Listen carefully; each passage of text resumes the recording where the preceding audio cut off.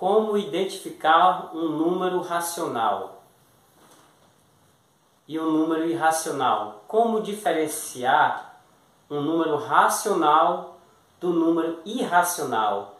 Que até os nomes se parecem, mas nós temos como diferenciar eles facilmente.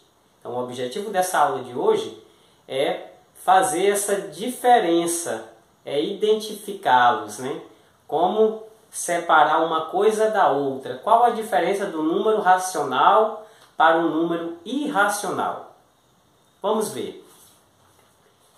Primeiramente, vamos entender o conceito. O que é um número racional? É todo número cuja representação é decimal. Notem bem, até aqui, decimal. Então, a nossa primeira tarefa, quando esse número não estiver na forma decimal, é colocá-lo na forma decimal. Na maioria das vezes ele vem na forma de fração. E aí, como você vai colocar esse número na forma decimal? Dividir o numerador para o denominador. Outras vezes ele vem na forma de radical, na forma de raiz, né? Como alguns chamam. Aí nós teremos que tirar a raiz dele. Ou pode dar exata, ou pode dar na forma com vírgula, né? Vamos ver aqui um exemplo.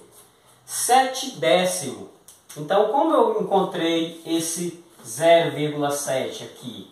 Eu peguei e dividi o numerador para o denominador. 7 dividido para 10, 0,7. Hoje você pode usar a calculadora para melhorar teu conhecimento, para diferenciar um racional do número irracional. Então, para ser racional, ele precisa de duas condições. Ele precisa ser finito, sempre você vai dividir ou tirar a raiz dele e encontrar um número finito, lógico, um número que tem fim, finito tem fim. Ou infinito. Agora, quando for infinito, tem uma condição. Ele precisa ser uma dízima periódica. O que é uma dízima periódica?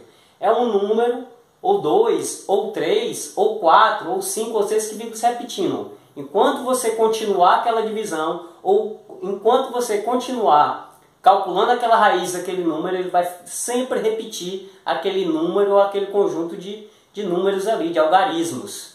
Então você tem uma dízima periódica. Ok? 78 dividido para 25, obtive 3,12. Observa que aqui é um número exato, né?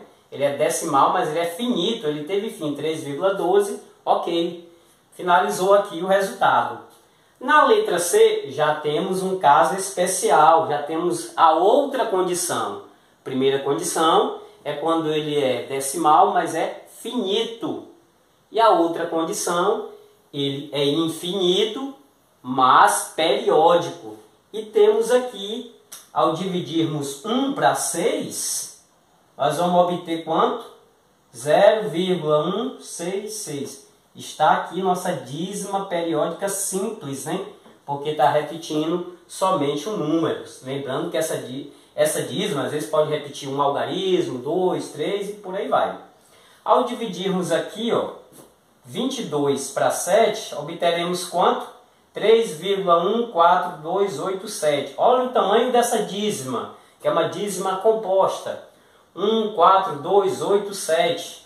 Ó, 5 números. Então tome cuidado, que às vezes você olha a dízima e de cara não identifica a dízima. Então as duas condições aqui estão obedecidas. Número finito e número periódico. Ó, e infinito. Mais uma vez, para ser racional ele precisa ser finito, ser decimal finito, ou decimal infinito e periódico, que são essas duas condições aqui. Agora, para identificar um irracional, muito fácil, é o contrário de tudo aquilo ali. O número só precisa ser infinito e não periódico, não ser periódico. Vamos ver um exemplo. Raiz de 2. 2 ele não tem raiz exata. Então, qual é a raiz de 2? 1,41, 42, 21, 35, ó. Infinito. Agora, observa aqui que não tem período aqui, não tem número, não tem algarismo se repetindo. Então, ele não é periódico, ele é apenas infinito. Ou, aqui, que aqui não é preciso calcular nada, né? Aqui é simplesmente só olhar aqui e fazer análise aqui, ó. 1, 4, 1, também infinito e não tem período se repetindo, não tem algarismo se repetindo. Ele não é periódico.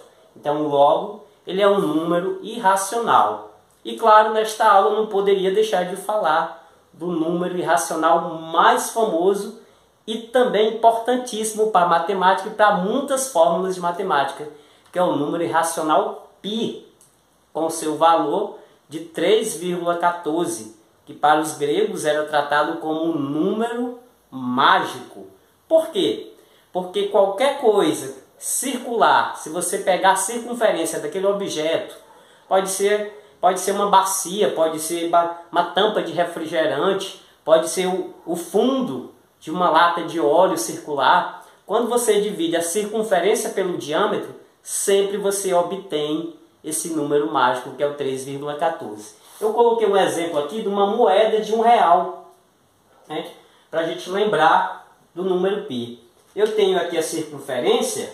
Circunferência é essa linha que fica em volta da moeda, ó, da borda da moeda, da beirada da moeda. Ó.